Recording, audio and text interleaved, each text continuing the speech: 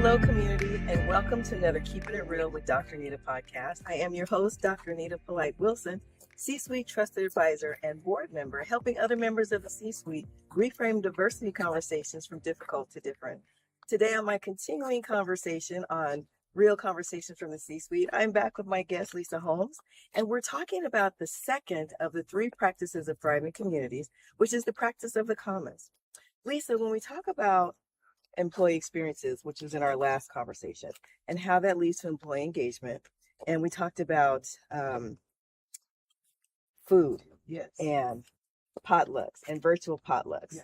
When we have those conversations that give people a little bit of insight into either our familiar background or our cultural background, it makes us want to kind of get close and lean in with people, especially if there's a challenge that they're facing. And that's what the Commons is all about, standing in unity with folks. Talk to us a little bit about that in the workplace and how we can take those employee experiences and shift them into the employee engagement when we talk about the practice of the Commons. Sure. So one of the things I think is still, again, really, really key and relevant is to realize and remember our employees are people. Yes. They have families, they have lives, right?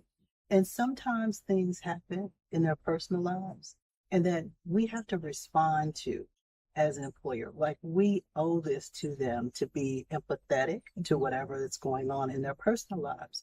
So it could be illness. It could be maybe they're having issues with managing, their time and having to take care of an elderly parent of some sort, right? And being able to stand with them to say, again, right, we understand that this is something that you're going through. We care about you. How can we support you? How can we help? And when we talk about the practice of the Commons, typically it's been known to be a place like this where people gather and they have conversations. They're standing in unity with one another for a cause or a purpose. Sure. We're reminded of the death of George Floyd and how the whole world collectively came to a virtual Commons and stood in solidarity with one another. Sure. What's a Commons in the workplace?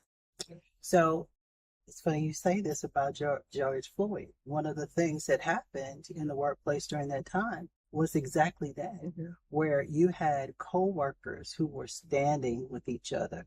And I felt like even in my many years of HR, right, 30 plus years at this point, I felt like that moment in time was different from any other time. And I don't know if it's because, again, we had COVID and we didn't have all the many other distractions in life that we normally have, but we had people who were standing with others in their departments, in the organization to say, what can I do? What can I do? How can I contribute?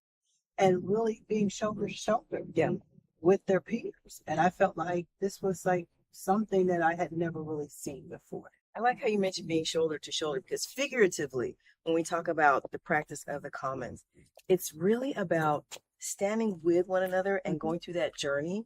I know that several people who are not of color, white people, came to me and said, I don't know what to do, but I'm with you. Yeah. And we've heard that old saying that says, walk a mile in someone's shoes, right? You can put on my shoes, but you'll never know what it means to walk a mile as a Black woman. Right. I've recently heard someone else say, I may not be able to walk a mile in your shoes, but I can walk alongside you in my shoes. Sure. And that's a different way of looking at things. Yes. So when we talk about that in the workplace, the practice of the Commons, walking alongside one another in unity, give us an example other than that. So now we're working from home and in a whole new environment, something that we've never really experienced before. And it's about how do employees stay connected to their friends at work? How do they still have those same kind of interactions? And I think we're getting a lot more creative on how to make that happen. And fortunately, I think now we're getting a little bit more comfortable with at least connecting even outside of work. But you have people who are doing Zoom coffee meetings, right? I heard someone said that they were cooking together via Zoom, right? And so it's now about how do I keep that relationship going with you in this new kind of environment? But I value you as a friend, so it's worth it to me. And it's interesting that you bring up the fact that they're cooking on Zoom together, which goes to our previous conversation about the practice of the table and experiences. We just finished talking about the practice of the Commons and engagement. In our next conversation, we're going to be talking about workforce sustainability and the practice of the hearth. Join us for that. In the meantime, if you want to see this podcast again or my previous conversations with Lisa Holmes, you know where to go by now, dranita.com. On the landing page in the top in the center, click the button that says Keeping It Real Podcast with Dr. Anita. And remember, these conversations are for you. So I want you to share, like, subscribe.